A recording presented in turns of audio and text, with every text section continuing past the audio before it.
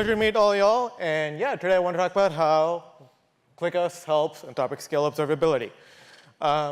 Let's see. So what is Anthropic? If you haven't heard of us, we're an AI safety and I can see my slides there. We're an AI safety and research company. Fundamentally, we build reliable, interpretable, and steerable AI systems. We developed the Claude series of large language models. Recently, we launched state-of-the-art models, Claude Opus 4 and Sonnet 4. Try it out today at Claude.ai. I highly recommend it. I use it every day, and it's made my life. All right, who am I? I am on the observability team here at Anthropic. Before that, I was at Stripe, and I worked on language infrastructure. Very different, but oh well. So what happened? How are we here? Well, let's say about a year ago, Claude 3 was launched, and people started taking notice. And then at some point, Claude 3.5 was launched, and things hit the fan. And then we have Claude 4, and we were sort of on this exponential growth is crazy. So how do you support this growth? Well, you need some amount of compute. Turns out you need a lot more compute. And it turns you need like a whole lot of compute. Well, what happens when you have a lot of compute? You need some amount of data to see like, oh, is my system running? Does it work? What happens, I think you can guess, is you get a lot more data, and then you get a whole lot of data. What happens when you have a whole lot of data? Your database catches fire. What else happens when you have a lot of data? Your queries start timing out. Your your engineers start getting frustrated. What else happens? Well, money catches fire. What else happened? So with the Claude Opus 4 models, our models have been getting increasingly capable. As I talked about, we're fundamentally also an AI safety company. This means we take like ensuring that we're putting in the right protections necessary very seriously. We recently launched a blog post about how we've activated AI safety level 3 protections for Claude Opus 4.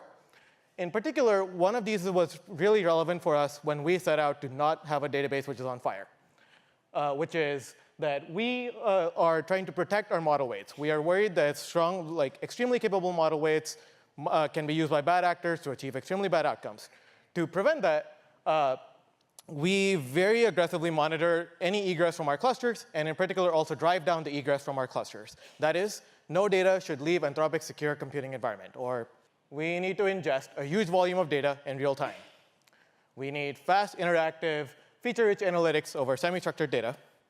We need it to be deployed in Anthropic's secure computing environment, and we need a scalable cost structure.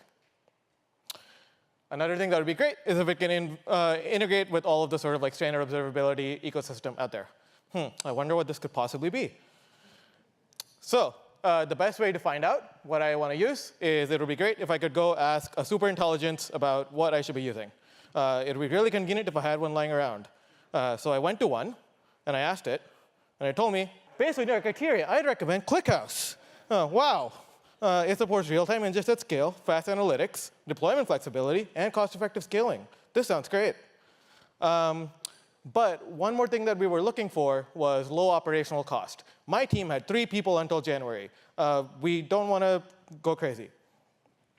So here's how you might typically deploy ClickUs. If you use the open source version, is you have multiple shards.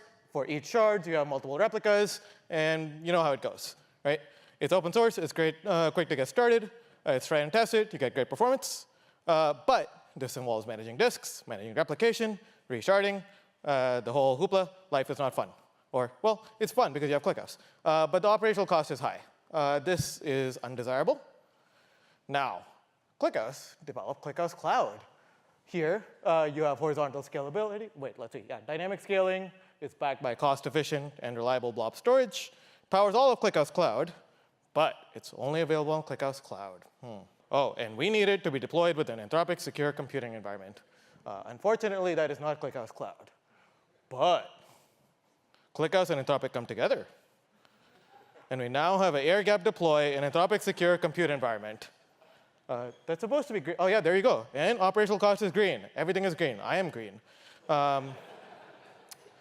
So how do we deploy ClickUs? Oh, OK, for some reason, all the colors are inverted, but it's fine. You get the point. We deploy with Kubernetes in our secure environment. The ClickUs operator, the Kubernetes operator, orchestrates the cluster. We have 3 keepers, 1 per AZ. It's horizontally scalable, so it makes scaling ingest and query super easy.